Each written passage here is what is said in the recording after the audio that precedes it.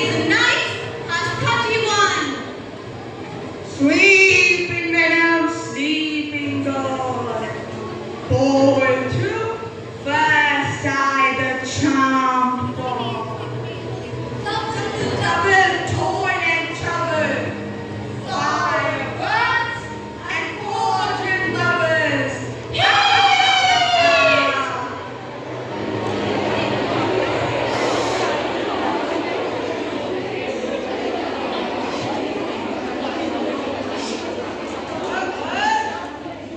This was a little snippet presented before you of the age-old glory and eternal nature of Shakespeare from the play Macbeth. A playwright par excellence, traversing the depth of the human psyche, the bard of Avon. He has covered the gamut of human emotions more than any other. Shakespeare has made us cry, made us laugh, made us sing, made us dance. He was more original than his originals. He breathed upon dead bodies and brought them to life. Isn't it more than apt that we celebrate his 458th birthday, a man not of an age, but of all time? Shakespeare the marvelous, the inimitable, the versatile, defying time and tradition. The silent Helen Jerwood Hall vibrates to the intensity of his glory and the timelessness of his work. There is no better way to bring the soundless stage to life, with his magic, his mystery, his melody, after almost 2 years of silence.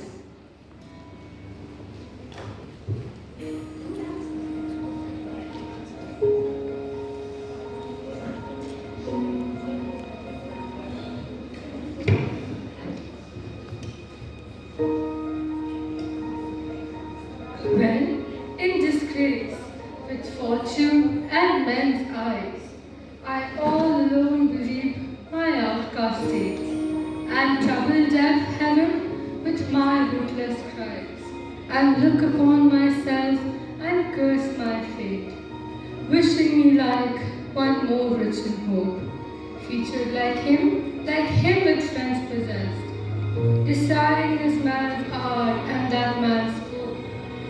With what I most enjoy, contented use. Yet in these thoughts, myself almost despising, happily I think on thee, and then my state.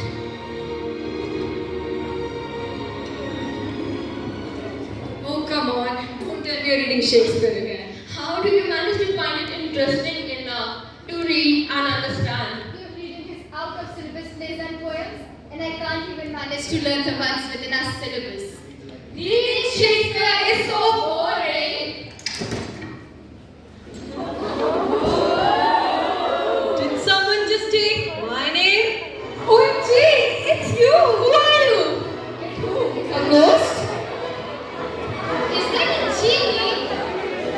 Dumbledore? OMG, no, you fool! It's William Shakespeare! Happy 458th birthday, sir!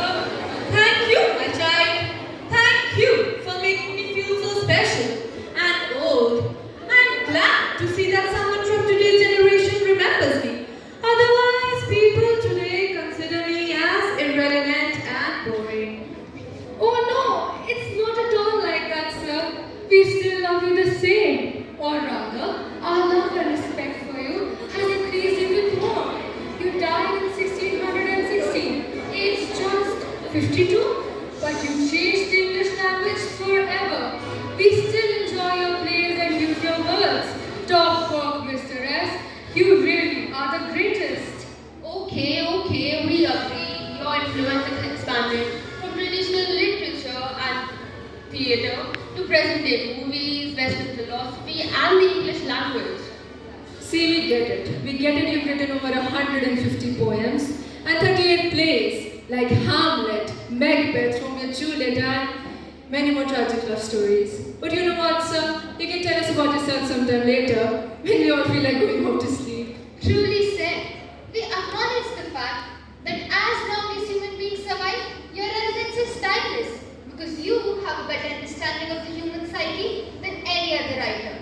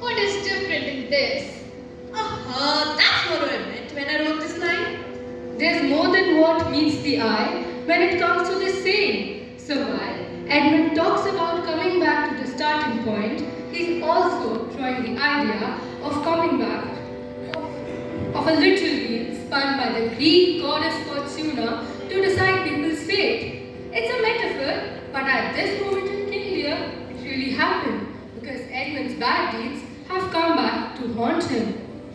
Right. I think I get it. It basically means that we should know that what we can say can come back to us later. We should be thoughtful with our words and be fully accurate, open and honest. Now that makes a lot of sense. The Merry Wives of Windsor. Clock at the yard. I will prevent this. Protect my wife. Be revenged on Falstaff and laugh at Page. I will about it. Better 3 hours soon than a minute too late. And what will he do in those extra 3 hours whenever he reaches or does something earlier than 8? Being 3 hours early means when you had a chance to change, and a minute too late is when that chance is gone. We all have to face the fact that nothing is perfect and we all make mistakes.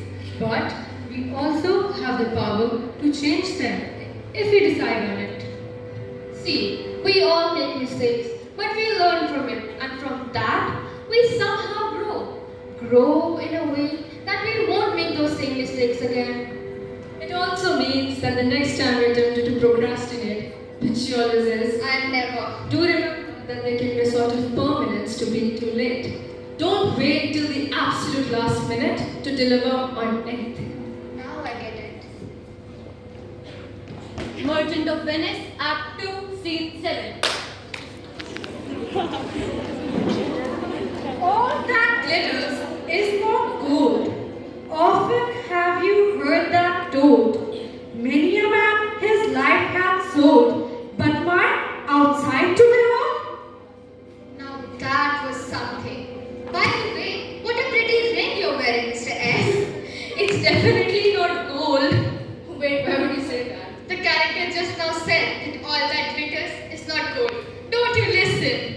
See, the phrase all that glitters is not gold expresses in a beautiful metaphor the idea that the things that seem most valuable on the surface, like gold, are often more deceptive.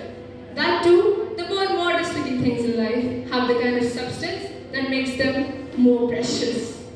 Yes, exactly. I think you can better understand it when I say don't mark your success by vanity metrics, like the amount of followers you have on social media or the number of likes you get. Exactly. Now I get it. Looks like my work is finally done and I'm not so boring anymore. Always remember that the focus of my work turns towards themes like love, passion, betrayal, sorrow, revenge, and heartbreak. Themes that people of all time and age can relate to. My thoughts on entertainment were to involve people and to have them relate to the emotions expressed through my characters and words in my sonnets. Oh my god! Oh my god! I just heard something! Oh my god! I just heard the love of Shakespeare! Oh my god, where is Shakespeare? Where is he? Did he run away? Where is he? Oh, I get it now. It seems as if he came here to rekindle the joy of reading among us.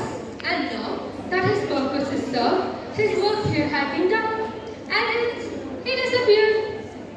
Oh, now, I miss Mr. S. Me too. Maybe he went to some other place to continue to inspire and motivate many other people through his works.